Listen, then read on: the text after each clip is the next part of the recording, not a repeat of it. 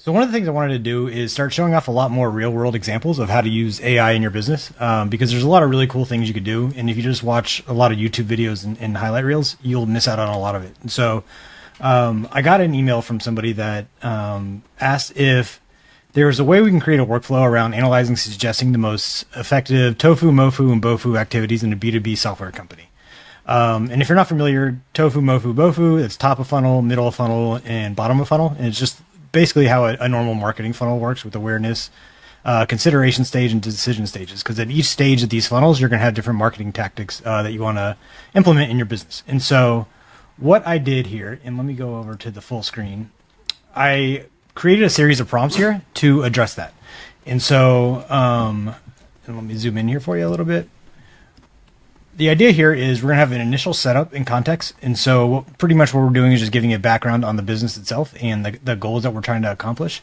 As you can see here, there are going to be multi-steps. And so what I find too, when you're doing these complex projects, you're going to want to do multi-step workflows and multi-step prompts because it allows the AI to really focus on each one of those prompts individually and give you a much better output versus doing some mega prompt where it's going to run token limits and it's just not going to treat each prompt or each level of the prompt with the same amount of accuracy. And so we're going to set it up with the initial context around the company. We're going to then develop the ideal customer profile, excuse me, and do some competitor and content analysis. Then we're going to combine all the suggestions based off of that. So getting all the foundation set, getting the our target market and the competitors, looking where the gaps are, combining where those gaps are in our strengths to then do some different activity suggestions based off top of funnel, middle funnel, and bottom of funnel. We're going to then look at some different KPIs that we want to put in place there. So of course you want to measure everything. And so especially if you're presenting this back to maybe a client or even internally, you're going to want to know, what do I need to actually be measuring at each stage or each one of these activities? And then an iteration and refinement stage. And so when we get into this, I'll show you there's different ways you could then take this one output from up here and do different things to it. Excuse me, coming over a cough. All right, so I will show you how this looks inside of ChatGPT, and we'll take you to the very top. So I already ran this for the sake of time, but I'll just show you just very basically how we did this. And the prompt is I have what I did is I created a dummy software project company. So project management software. Their target audience is creative agencies. They want to generate 50 new qualified leads per month. And these are some of the things that they're currently doing. And so what I did is I inserted this, and you'll see here, this is the prompt.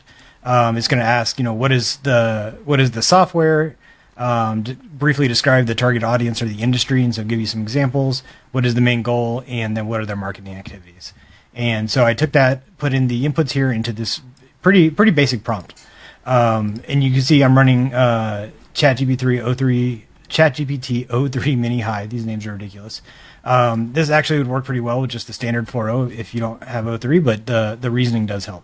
You can see it starts generating all the top of funnel awareness ideas, etc., and just really setting that kind of that foundation just to kind of get started of what they're currently doing. And then we get into the second prompt. So based on that one and everything you received there, can you briefly describe likely ICP, 3 to 5 major competitors? Now here, if you know the competitors, I would go ahead and just add those in. In a lot of these, you could actually just add their websites. So make sure you include the HTTPS in there, but you could actually just copy and paste that and enable search down here. So it will actually search the website of those companies. So that's a really easy way to do that. And then what it's doing, it's going to identify the content gaps on where you sit and where they sit potentially. So it's going to, you see here, you got your ideal customer profile, the competitor markets, and then likely content gaps at each stage of the funnel too. So it gets in what your current activities are in the potential gaps that you may have there. Same thing with the middle of the funnel and bottom of the funnel, as you can see here.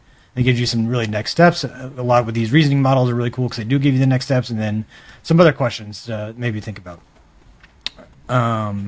And so now getting into step 3. So if we look down here, step 3 is we're going to start combining those. And now we're going to get a new list of based off of our ICP, what we're currently doing and our competitors. What is a new list of some suggestions that we could start doing?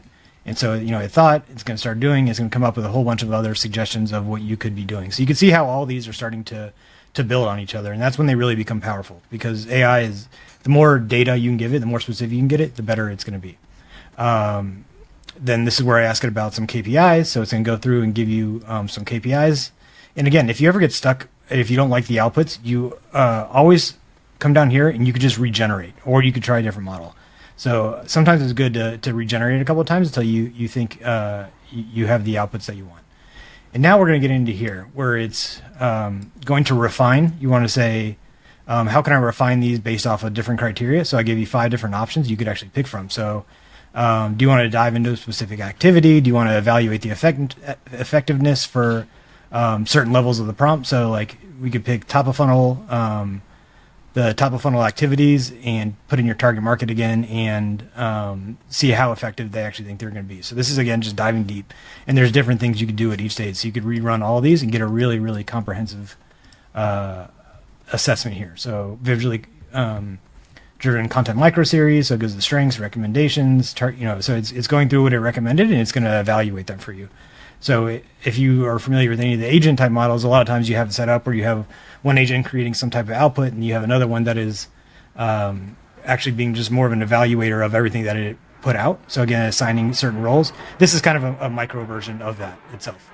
And so you're going to put it in here, and then you're going to get to the bottom. And so one final step I did, I said, great, can you clean up all my outputs and generate a full report? Took a second, did that, and as you can see here, now you have a comprehensive full report that you could then use to either present back to a client, use internally, or another great thing of this is now you have this asset. So you could hit file, download, add it to a project file. So this is now a really good knowledge file that you could use for coming up with other activities moving forward. You could, if you have a project doc per client or per, so if you have these different projects on the side, you can actually create a project for, so project management client, just kind of showing you how this works here. And then inside of here, you'll be able to chat, but you'll be able to add files. So I'd be able to add that file here, and it'll go back and reference it. So it gets smarter and it gets better over time. And this is how you really start building really powerful things. So I did that, and that's the report you got. You saw it was a really comprehensive report on here for you.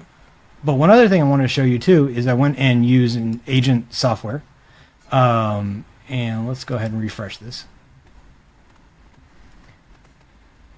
And this is the input. So let me actually go and get you the link. We'll show it from the fresh.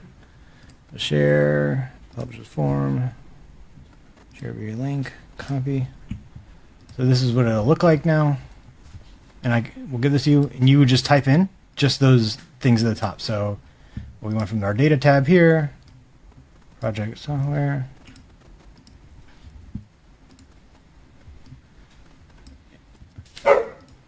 I apologize for dog barking.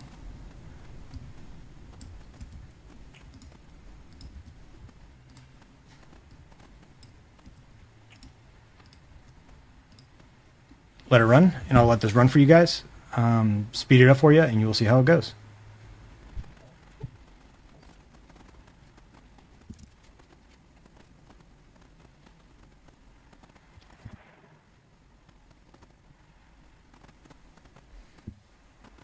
Boom, there you have it. So you have your funnel report. Now for this one, I use just 4.0 mini, so it's going to probably not be as comprehensive as this one with the 0.3 mini high, but it's pretty cool. We could change the model on this if you guys really like it to have higher token limits and use faster models. But I just want to demonstrate how this is done and the power of taking now all this information and building on a project to build better things and have really customized logic for both you and your clients. Hope this is helpful, and let me know if you liked it, and I'll do more of these in the future.